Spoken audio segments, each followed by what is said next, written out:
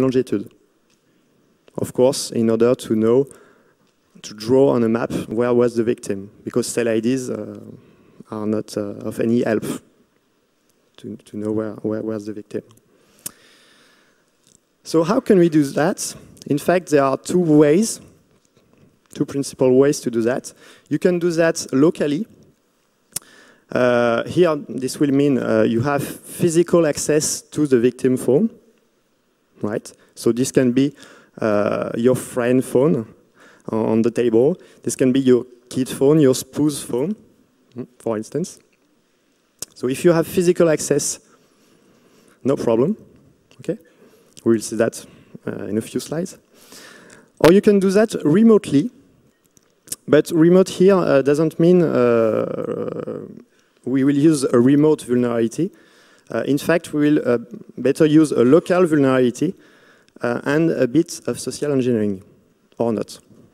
It depends. So how does physical attack works? You just have to connect the victim's phones to the attacker computer via USB. So if you have access to a phone, just for a few seconds, you take it and you plug the USB cable and you dump the logcat, the radio logcat. Okay? This takes only 3 or 4 seconds. This is very, very quick. Okay? And it even works if the victim's phone is locked, thanks to the USB debugging function you have on Android. Right? So this was the physical attack. Now let's talk about the most interesting attack range, the remote attack. This will allow you to remotely spy the victim using a malware. So you need a local access to the phone. So the best way to do that is to install a malware on the phone, which will abuse either the trust of the user, okay, or the Android security model, because there are flaws in this security model. So this will require a bit of social engineering or some flaws.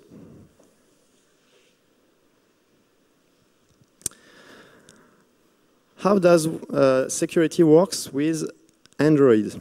Okay, Android, you probably have downloaded an application on the Android market. When you download an application, the market asks you if you want to install this application, and will list all the permissions needed for this application. So theoretically, an application cannot use a permission which is not declared in its manifest file. Okay, so this is a fine-grained permission model, which is far more secure than the iPhone application.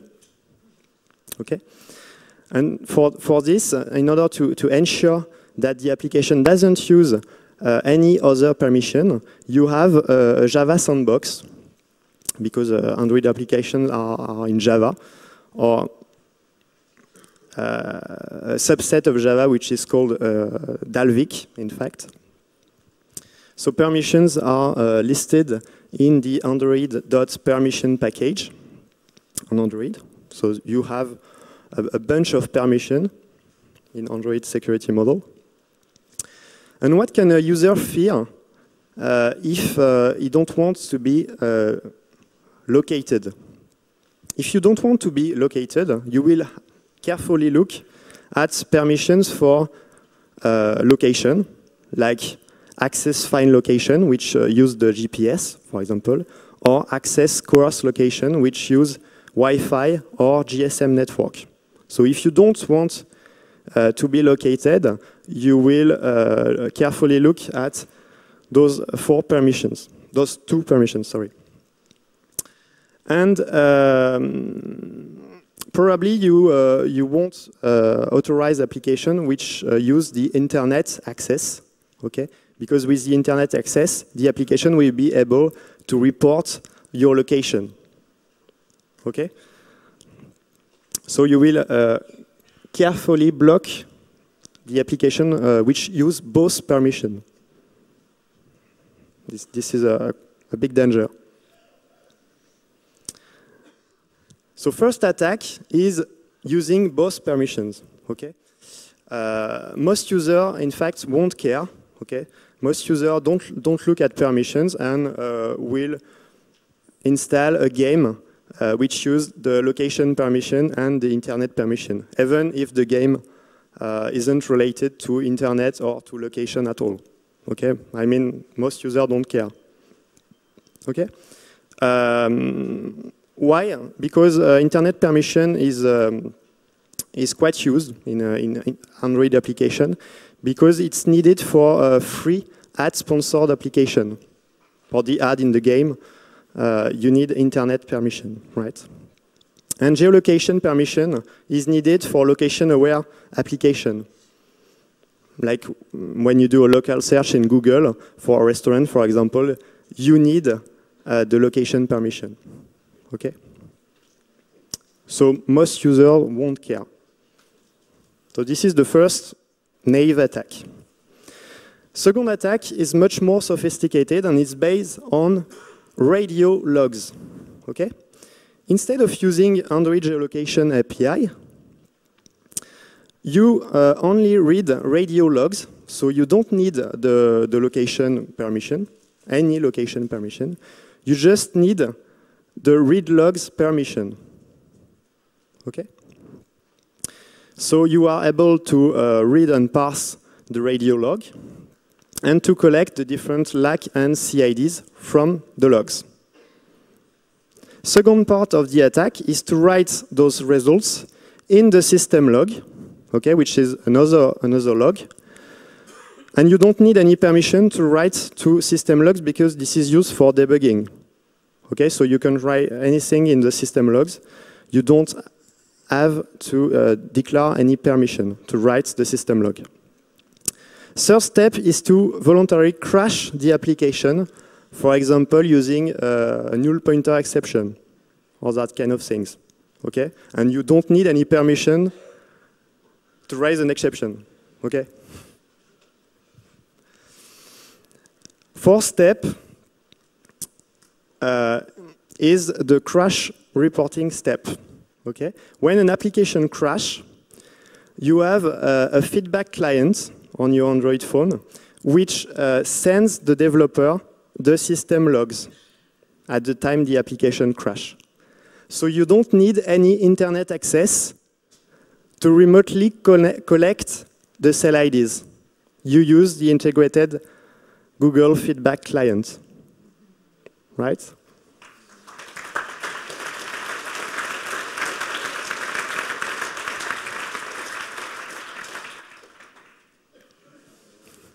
So this is the principle for reporting bugs, okay? You have an angry user which finds a bug, who report the bug to the developer, and the developer fixes the app, and the user is happy. So this can be abused, okay? Here is a voluntary crash in the application. So for example, a null pointer exception. So the application crash, and you have the choice to force close the application, okay, or to report the crash. And when you click on report the crash, the system logs will be sent to Google, and Google privacy condition explains that they share the system logs with the developer in order to fix the program, and the developer in its developer console will be able to see all user reports by exception types. Okay, so here you have out-of-memory errors or null pointer exception and all the reports. So this is second attack. Third attack is even stronger because you don't need any permission. You just use the Android NDK. Android NDK is the native development kit for Android. And NDK allows developer to completely bypass permissions model because you are able to call native code from your Android application. This is to say you are able to execute C or C++ code directly in your Java application. And of course, this C or C++ code does not run in the sandbox. So you are able to read any file on the phone, to write to any file on the phone, to execute any code, and to have network access without any permission needed. And force attack is the last minute ID. So if you have any feedback about this attack, I will be very happy. Okay. Force attack is a man-in-the-middle attack during application download over Wi-Fi. Okay. Since Android 2.1, you have a new system for downloading applications from the market. Okay. You have a download manager, an integrated download manager, and this integrated download manager works in plain text HTTP to download the application. Not only to download the application, but to see the application name, application description, and application permissions just before downloading the application. So by doing active man-in-the-middle, you are able to change application description, you are able to change application permission, which will be shown on the phone, and you are even able to replace the application content by another content, which can be a malware, for instance. So when the user downloads a game, for instance, he will in fact download another program, which can be a malware, without noticing it. Because the Android download manager only checks for a digital signature, which means the applications come from the Android market, but you can replace an application by another. And the user won't notice anything because the application is signed. So this is the query used to download an application in the Android market. So you notice it's simple HTTP in plain text. So no problem to do active man-in-the-middle.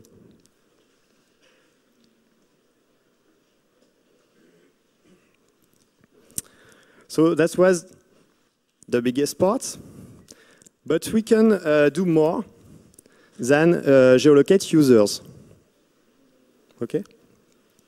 There are much more interesting information in the different logs, because here we have seen what was in the radio logs, but you have actually other information you can find in radio logs or in other logs. Okay? You have all phone calls, okay? Numbers and duration of phone calls. And you have even all SMS messages. All contents of SMS are in logs. Okay? They are just encoded in a well-known format, which is the PDU format. So you just have to decode the SMS, but the actual content of the SMS is in the logs. Okay? So you have the sender, the recipient, the dates, the time, and the content of the SMS. So you are able not only to geolocate the user, but to collect all phone calls and all SMS messages from the targeted phone.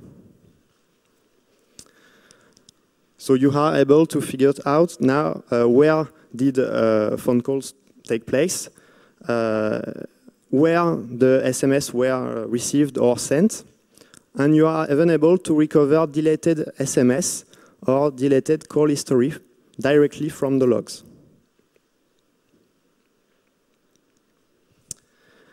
So what's the history length? How much time you can recover by reading the log? This is actually a good question, a difficult question, because it will depend on log filling. I mean, if the user has moved quite quickly for the last hours, or has sent several text messages, for example, or has issued several phone calls, the log will fill very quickly. So you will be able to recover only